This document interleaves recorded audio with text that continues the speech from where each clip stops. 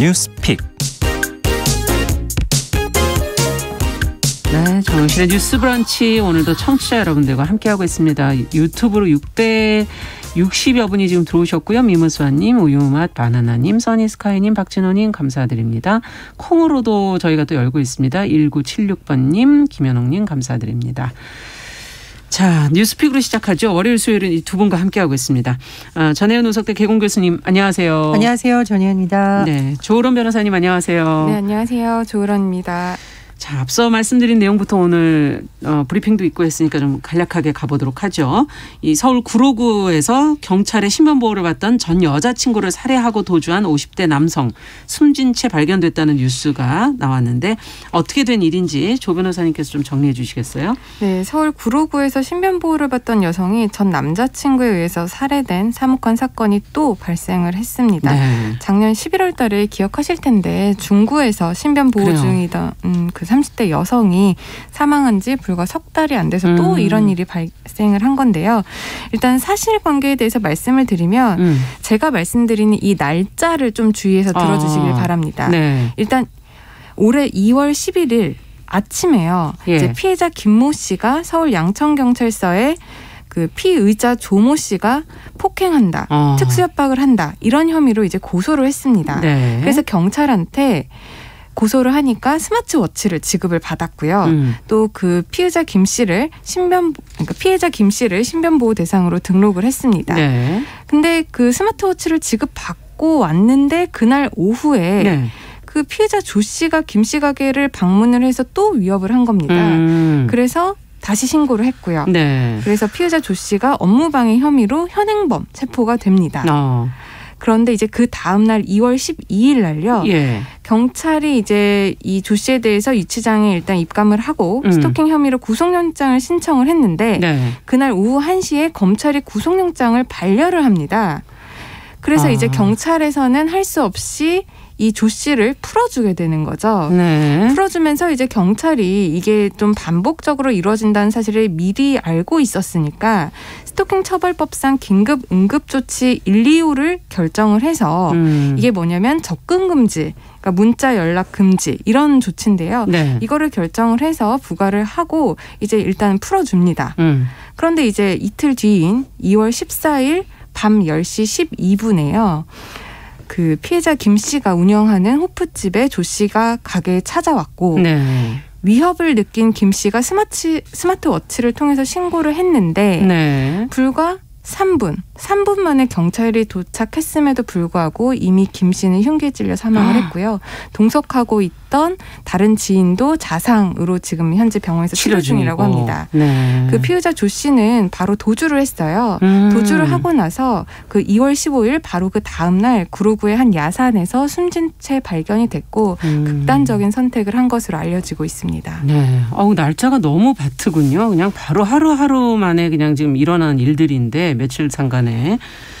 자, 이런 참변이 벌어지기까지 도대체 조치에는 문제는 없었던 것인지, 그리고 지금 구속영장 반려가 되고 바로 이제 풀려나게 된 이 상황에서 왜 반려가 된 것인지 적절한 판단이었는지, 지금 또 그 외의 문제도 또 저희가 하나씩 좀 짚어보죠. 먼저 정 교수님께서 어떻게 보십니까? 지금 언론 보도에 따르면 이 피해 여성이 이 조모 씨를 한두 번 만난 게 아니라요. 몇 년에 걸쳐서 교제를 했었는데 지속적인 폭행이 있었다고 아마 신고를 했던 것으로 언론 보도에 조사가 나오고 있습니다. 그래서 경찰에서도 어느 정도 이게 뭐 우발적인 뭐 일례가 아니라 이게 굉장히 지속적이고 상황을 봤을 때 굉장히 심각하다고 해서 아마 영장을 청구까지 된 것 같은데 제가 좀 아쉬운 점은 뭐냐면 첫 번째로 검찰에서는 혐의에 대한 소명이 부족해서 보완 수사를 요구하는 취지라고 반려했다고 하는데 이게 최근에 일어난 사건의 심각성을 봤을 때 일단 피해자 보호 측면에서 좀 더 생각을 했다면 어떨까 좀 싶습니다. 물론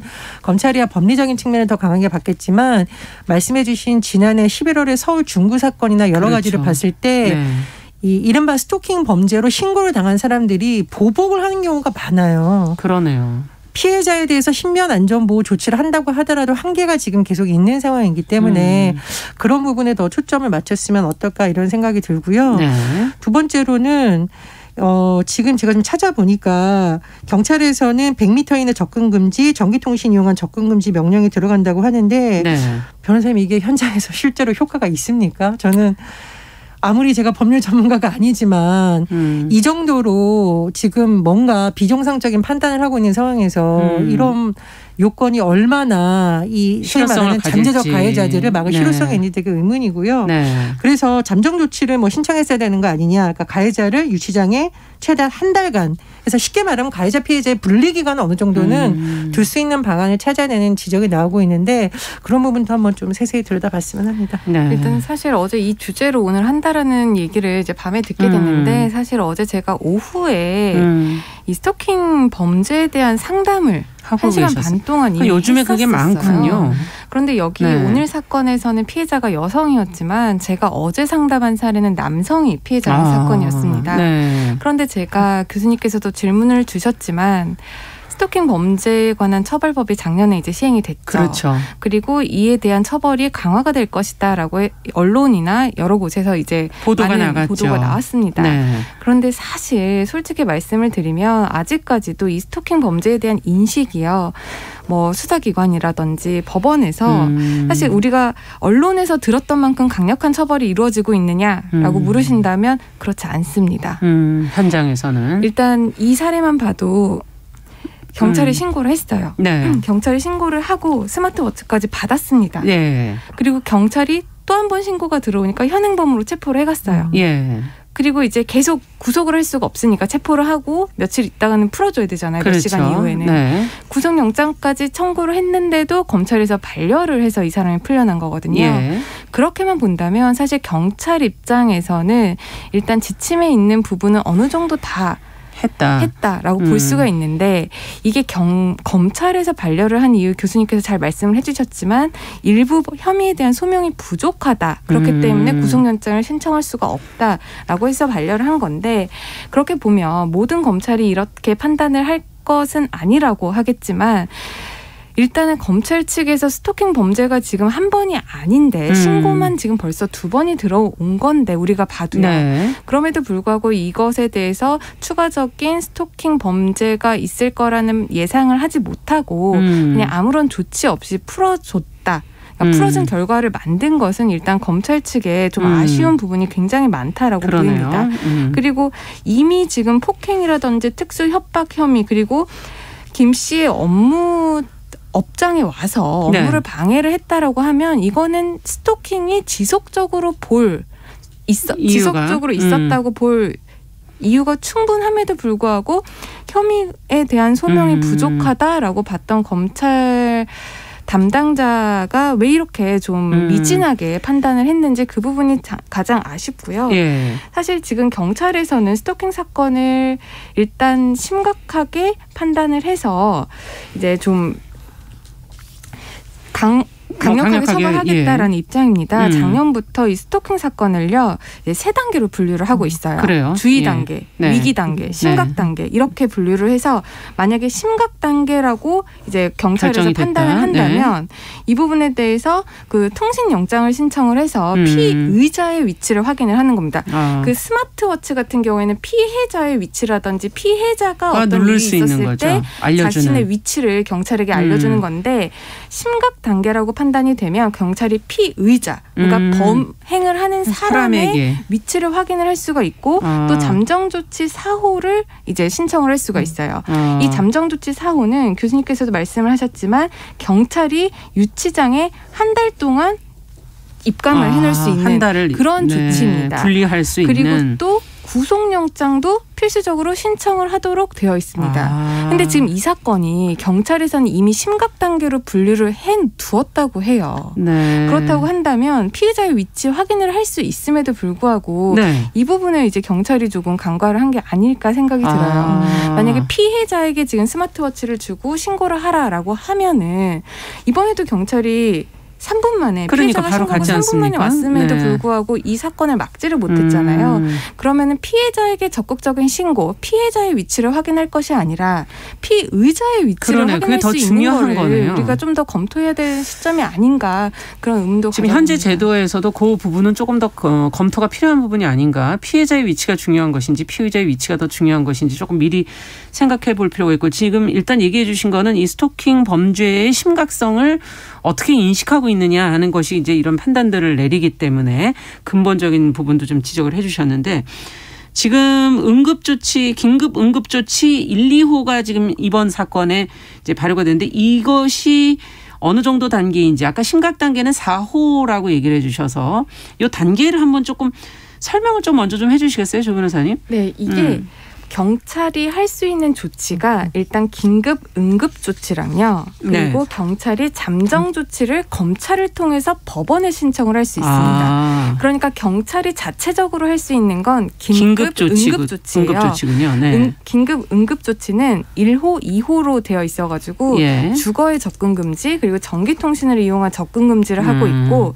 법원을 통해서 할 수 있는 조치들이 1호, 2호, 3호, 4호 이 네 가지가 있는데 네. 그것들이 이제 뭐 서면 경고라든지 예. 뭐 주거의 접근 금지, 전기통신 이용한 접근 금지 그리고 4호가 유치장 아니면 구치소에 분리하는 거. 한 달에 네. 최대 한 달 동안 이렇게 입감하는 분리를 거. 할 수 있는 그 조치입니다. 그래서 경찰이 스스로 할 수 있는 거는 긴급 응급조치고 경찰이 검찰을 통해서 법원에 신청을 하는 게 잠정 조치인데 이번에 지금 우리가 계속 이 4호를 왜 안 했냐 4호를 할 수 있었음에도 불구하고 왜 안 했냐라고 한다면 지금 이 경찰 측의 입장은 이렇습니다. 검찰이 일단 구속영장을 반려를 했어요. 네. 그런 와중에 또다시 4호 잠정 조치를 검찰을 통해서 법원에 신청을 해야 되는데 구속영장 반려했는데 이거를 잠정 조치를 신청을 한다고 그게 받아들여졌을까? 차라리 보완 수사를 해서 다시 신청을 하려고 했다라는 입장이기 때문에 일단 그 부분도 좀 이해가 가는 부분이 있기에 경찰 측에서 뭐 그러네요. 아쉬운 부분이 많다라고는 할 수 없을 것 같습니다. 정 교수님께서는 끝으로. 저는 예전에 보면 성범죄도 그렇고 특히 이제 아동 대상 성범죄 같은 경우에요. 집행유예 결정 나자마자 며칠 만에 똑같은 범죄하는 경우가 그렇죠. 너무 많았어요. 맞습니다. 그러니까 사실은 경찰도 물론 중요하고 검찰과 법원에서 이 구속에 대한 판단을 좀 내릴 때 이 범죄가 너무 심각하고 재범의 위험성이 높다라는 그렇죠. 것을 뭐 반성의 기미가 있다라든가 초범이다 이런 걸 너무 가볍게 보는 게 아닌가 생각이 들어요. 어떤 내용이 있냐면은 지난 10일에 이런 일이 있었는데 가해자가 접근금지 명령을 이미 받은 상태였습니다. 그런데 또 전 아내의 집에 무단 침입을 해서 도저히 안 돼서 영장이 신청이 됐는데 영장이 또 기각됐다는 알겠습니다. 거예요. 뭐 이런 일은 좀 막아야 되지 않을까 생각이 듭니다. 사실 법적으로 한계가 정말 많은 게요. 한마디만 더 말씀을 드리면 접근 금지를 해도 사실 이걸 어길 경우에 때 1,000만 원 이내의 과태료가 나옵니다. 뭐 1,000만 원까지 나올까요? 뭐 벌금 한 10만 원, 과태료 한 10만 원 정도 처분 나올 거고요. 사실 또 어떤 조치를 하고 그 사람을 명예훼손을 하고 다시 찾아가지 못하게 하려면 이 사람을 인신을 구속해 놓는 방안을 우리가 좀 더 생각을 해봐야 되는데 그런 게 이루어지기 힘들기 이게 때문에 범죄 유형이라든지 재범 대상 같은 대상자로의 재범이 어느 정도 있는지에 대한 이제 통계라든가 조사나 이것이 먼저 좀 제대로 돼야지 이게 구분해서 제대로 마련할 수 있지 않을까 이런 생각도 또 들기도 하네요. 자, 오늘 저희가 브리핑 때문에 조금씩 짧게 좀 가보겠습니다. 두 번째 뉴스로 좀 가보겠습니다. 저희가 얼마 전에 영케어러 얘기를 하면서 가족 돌봄 청년 실태 문제 있다 지금 이런 지적을 해드렸는데 이걸 파악하기 위한 전수조사 나선다는 지금 보도가 나왔어요. 정 교수님. 예, 영케어라는 것을 우리나라 용어로 좀 풀어보면 가족 돌봄 청년인데요. 네. 10대 후반에서 20대 중후반의 청년들, 그러니까 아직까지 뭐 경제적으로 자립하거나 이러기 어려운 상황이겠죠.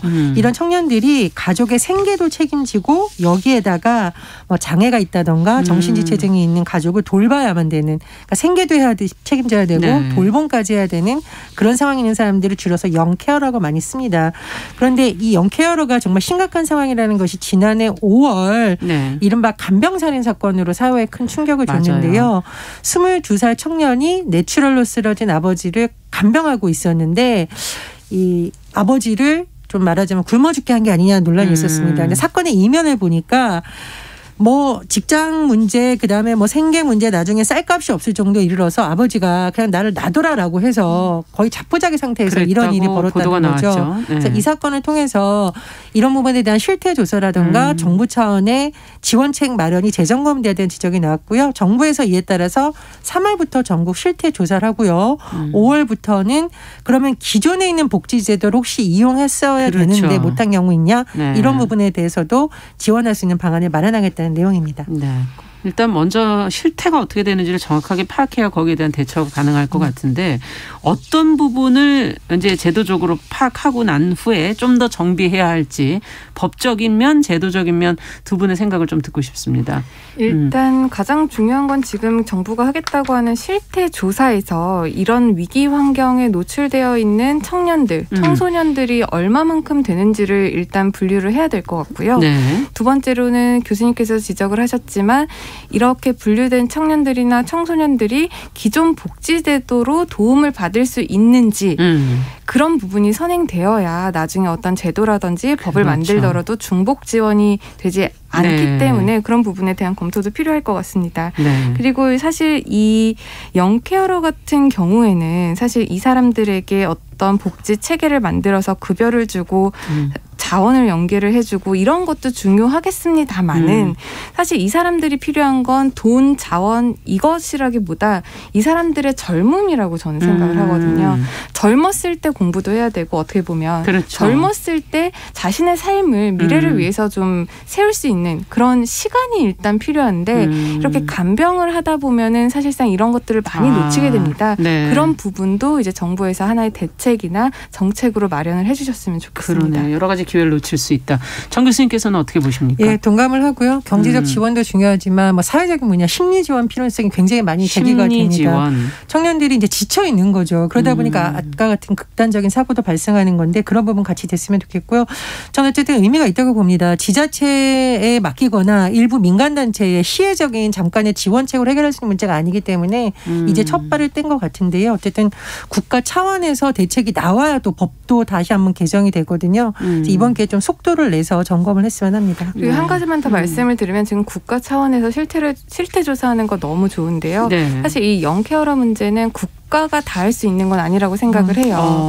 국가뿐만 아니라 병원에서도 영케어러가 있는지 없는지 조사가 쉽게 될 수 있습니다. 네. 왜냐하면 요즘 같은 경우에는 코로나 때문에 입원 환자를 돌보는 간병인들이 만약에 청년이다, 뭐 청소년들이다라고 하면은 그 부분에 대한 현황 파악을 병원에서도 쉽게 할 수 있고요. 그렇죠. 또 학교에서도 이런 부분에 대한 조사라든지 나중에 정책들이 마련이 되면 그 부분에 대한 연계 지원 같은 것들도 될 거기 때문에 정부와 뭐 병원, 학교, 지자체 이 기관들의 유기적인 그런 결합과 상호작용을 통해서 이 문제를 어느 정도 해결할 수 있으리라고 기대를 해봅니다. 네, 좀 더 자세하게 들여다봐야 되겠죠. 정 교수님께서도 혹시 더 빠진 게 있다면 더 챙겨주신다면요. 그러니까 복지 정책을 지금 있는 것은 활용하고 민간하고 연결시켜줄 수 있는 것도 이제 하겠는데 가장 중요한 것이 일단 실태가 조사돼야 된다라는 거잖아요. 그래서 이번 기회에 잘 됐으면 좋겠고요. 그리고 저는 굉장히 주목한 부분이 있는데 이 가족 돌봄 청년들이 공무원들하고 상담하다가 포기하는 경우도 많다라고 해요. 아마 용어도 어렵고 이렇게 네. 하니까 이번 기회를 통해서 정책을 쉽게 문턱을 낮추자라는 공감대가 좀 확산된 것 같습니다. 그래서 현장에서 일하시는 분들 많이 힘드시지만 공무원분들도 좀 그런 노고가 있다라는 거 서로 좀 이해하면서 이 사람들의 입장에서 귀를 기울였으면 좋겠습니다. 네. 자, 뉴스픽 오늘 조으론 변호사, 전혜영 교수 두 분과 함께 내용 짚어봤습니다. 말씀 잘 들었습니다. 감사합니다. 네, 정우실의 뉴스 브런치 1부 마치고 잠시 후에 돌아오겠습니다.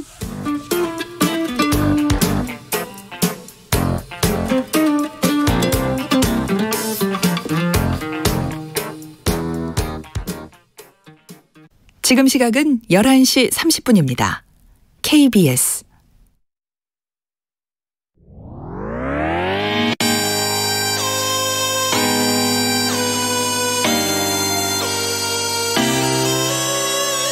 어떤 사람들은 삼루에서 태어났으면서 자신이 삼루타를 친